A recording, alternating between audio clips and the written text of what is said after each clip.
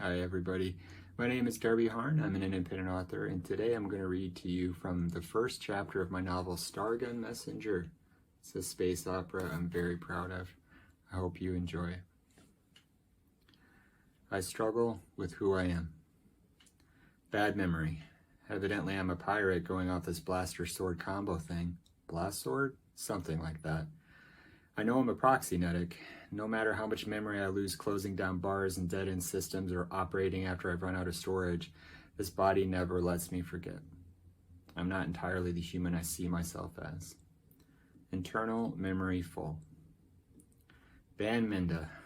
I shouldn't swear. Though for the life of me, I can't recall why. I can't recall anything at the moment, including who or where I am. My name is on the tip of my tongue. Anur? Soja? That's probably some other girl on the tip of my tongue. Use your head. Use your sensors. You've plenty of those. Audio, visual, some other ones you probably shouldn't touch the dial on until you know better. Right then. I'm in a derelict ore processing facility with a hangover of equal or greater mass than the planetary fragment I'm on. Shouldn't have had that last bottle of Babel. At least then I'd have it now. Nickel shavings float in a nebula around me as I make my way down an endless corridor. What am I doing here? Keep your head on. I may not know where I am or why, but I have no doubt of where I'm going. No matter what, drunk, forgetful, or both, I can always fall back on my true and constant guide through the dark. Crux, are you reading me? Loss of signal. Where is he? I must be out of range of the ship. What's it called? I can never remember what it's called. I should. It's a shoe, that ship. Old, tatty, comfortable. I've worn holes through her, but I don't feel right in anything else. Plus, it's where I keep everything important to me. My booze, crux, my backup memory. If I don't get back and sync to the mainframe, I'll forget forever who I am, and then I'll just be another human-looking android wandering around the stars. One of those blank books they sell in musty old shops for people to fill with dreams but no understanding. Crux, I need a hand. Did I crash? Ban Minda. I probably crashed. Generally not great on remembering things, but some of my experiences leave bruises deeper than memory engrams. I crash a lot. I hope I didn't this time. I'd be hopeless without Crux. I wake up out of the recharging cycle, a graft of jumbled memories, and he's the only constant. Sometimes he gets on my nerves, but that's anyone you spend every day with. Doesn't mean anything. Absent Crux, I have no perspective on the galaxy out beyond the Steel Haven. That's her name, the Steel Haven. She's home. She's me in a way, my arc. We do what we have to do to keep her going, even if we don't like it. Who likes their job? I'm here on a job. I'm a contractor, bounty hunter, something like that. I try to ping off the mainframe to locate the ship, but no luck. Should be a signal. The proxynetic maintains a constant link to the ship. I can tell by the constant little note blinking here in my diagnostic log. I should probably open the constant little note. Accessing protected files. Password Idari 1234. File critical. Always read this first. Your name is Astra Idari. You're an IA-XR Model 4 proxynetic. You have limited onboard memory that purges data routinely. Syllables line up. Idari. What kind of name is that? Pirate, I think. Am I Pujar? How do I tell? All I've got besides this blast sword is a tattoo on my chest, sort of like a star if a star had wings of light. That isn't pirate, I don't think. Older, stranger, Luminor. What's a Luminor? File critical. Current assignment. You are a Stargun Messenger. You are in the Kazda system on fragment OT-3R0 in pursuit of the Bamber Gang.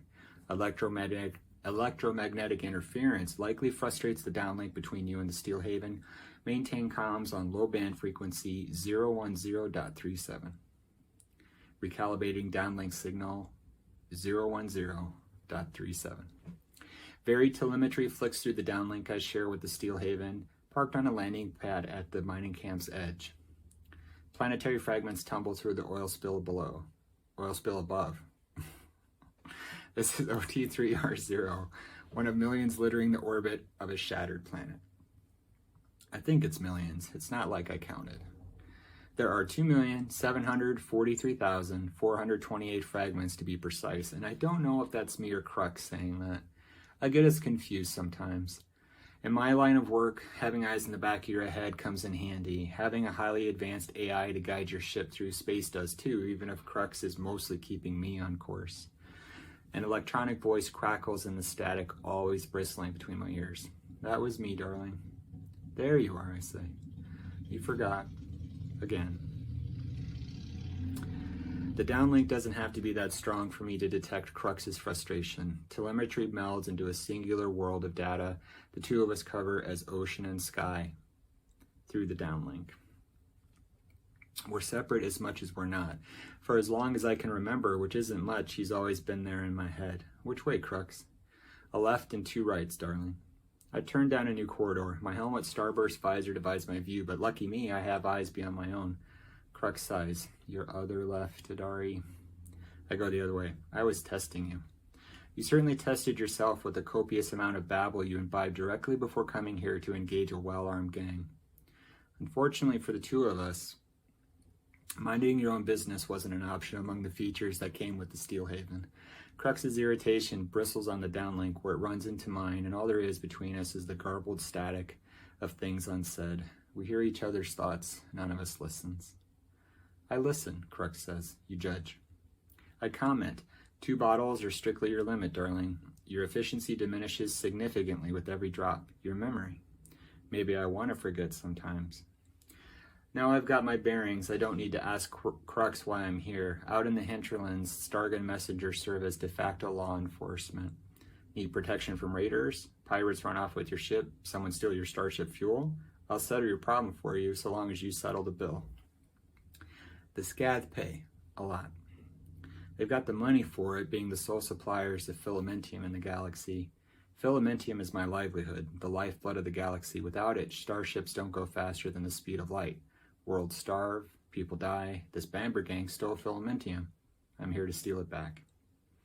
I stub my foot on a knob of exposed nickel. Banminda. The Kazda carved the processing facility from bare iron without any mind for the people and machines that would be haunting its halls. Scarped iron hazards the corridor beyond like cast-off sheets of discarded metal littering the junkyards from my nightmares. I cycle through the sensor feeds to infrared. Filamentium whites out the dark ahead. Just like I figured, the Filamentium remains largely unrefined. The only thing harder than stealing the stuff is doing anything with it. Purifying unrefined fuel is slow, dangerous work. One misstep and entire planets vanish in elemental fire. The Bambers are novices, using outdated, inadequate equipment here in the ore processing facility. I have to be careful. Smart.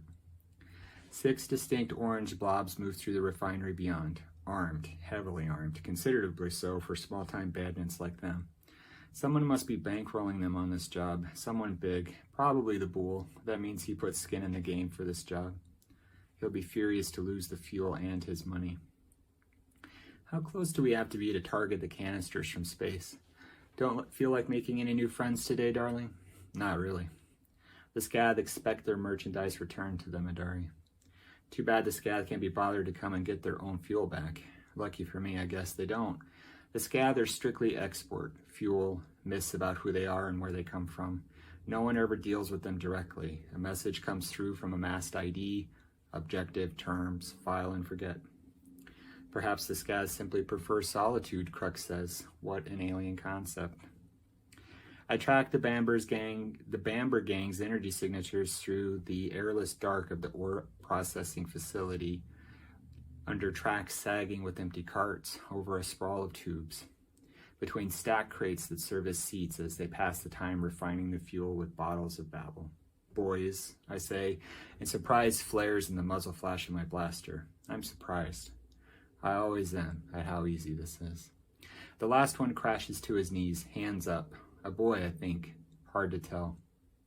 The dust-caked breathing mask suggests their Kazda, but the cumbersome thermal suit isn't scabbed in nickel scoria like other miners working elsewhere in the system. The mask muffles his anxiety. Why? I point my blaster at him. Don't you know? You steal nothing from the shadows but darkness. A digital alarm blinks on the glass of his helmet. He's burning through oxygen, breathing so heavy. Why would anyone want to know the thinness of their own life? I've never understood. There's something else, he says. My finger curls around the trigger. Don't waste your time. Wait, you don't know about this. Why would I? I don't even know your name. Gath. I won't remember. His arms wilt. Did you already know? Know what? A digital disc chops through the downlink. Idari, get on with it. How is it with all the electromagnetic interference in the star system, I say? I can still copy your nagging loud and clear, Crux. You could ask our new friend, or go on staring at them in awkward silence. I'm good either way. I grip my blaster, get on with it, collect the payment, move on to the next job. What holds me back? What else could it be besides the Filamentium? All 4 canisters remain racked together in the crib the gang stole, none of it refined. Maybe they didn't know how. I grab the handle of the crib. Pain burns through my shoulder. Fire. My hand goes slack against my holster, numb like my arm. I twist around. Light fades in the barrel of the small, presumptuous blaster in the Bamber's hand. Should have seen it coming. Why didn't you pick the blaster up on sensors, Crux? There's so much interference. If he'd stopped sighing through every single thing I think and do. If I didn't drink so much before coming here. Focus, Idari. How bad is it? Critical injury. I slump against the crib. Be smart about this. Gath points the blaster at me. I am. Do not shoot at the extremely volatile starship fuel, okay? Ban Mindel, you blow up what's left of the system. His arm sags. Move out of the way. I lean back against the crib. I like it here. I'll take my chances then. I can't feel my hand. A little help, Crux. Rerouting auxiliary power. A little faster, please. Please refer to my earlier comments on interference. I tear off my helmet and throw it at Gath. The visor shatters as it rattles across the floor to his feet. His amusement curdles to surprise, a fear I'm too familiar with.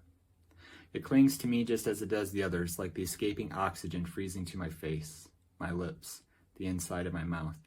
I remember what most people forget, and have never known, not truly, the exercise of breathing, the weight of air in my lungs. Sparks spit out of the wound in my shoulder. Bionetic fluid douses the flames burning through my synthetic skin. Gath's bulky helmet teeters on his head. You're still breathing? Wait, you're not human? You're not real? Auxiliary power rerouted. Power transfer complete, Crux says. You should have sufficient mobility in your hand to answer his question. I'm real, I say. An electric blue flares in Gath's helmet. I stagger back to the crib. I drag it behind me in the meek gravity, a dull, slow scrape. The soundlessness of space is a myth. Stars hum, black holes murmur deep in oscillations occurring once only every million years. Sound waves generated as planets collide travel as far as dust clouds permit. That's all space is, really. Hums, drones, oscillations. But there's no music in my life, only noise. Some days I wake up and forget I'm not human. But then I remember I'm just an effigy of wire and metal kissed with enough electricity to riddle me with the confusion of consciousness. You are a human, Idari, Crux says. I holster my blaster. Did a human do all of this? Humans do things they don't want to do sometimes. I don't want to do this anymore, Crux. I hate this life. Anxious data prickles on the downlink. I know, but Netics don't live free in the galaxy, darling, and certainly not ones with such humanity. This life, such as it is, affords us some agency. It affords us anonymity. If we could get a little bit ahead, save some money, what could we do? You could be who you are, at least. And who is that? He always takes so long to say. My friend. Pain shocks through my arm. I let go of the crib and clutch my shoulder, and the canisters drift into me. Careful. One little bump and I'm atoms. This stuff is moodier than I am sitting around waiting for another job. Canisters are secure. Internal pressurization stable. Laser hole in a canister. There's a hole in one of the canisters. Run, Idari, Crux says. Wait. No leak. The Bamber hit the canister on the top right when he opened up on me from behind. This entire fragment should have went Nova, the entire system. I checked the canister's data screen. There isn't any juice in here, Crux. Good thing, I guess, or it would have been curtains for your girl. Maybe the Bambers did try refining the Filamentium in the facility. Perfect. Now I'll have to scrub it out of whatever contraption they dumped it into. It will take hours, days. My sigh freezes on my lips. I could have sworn we picked up a thermal signature out of this canister, Crux. We did, darling. In fact, I am now. What?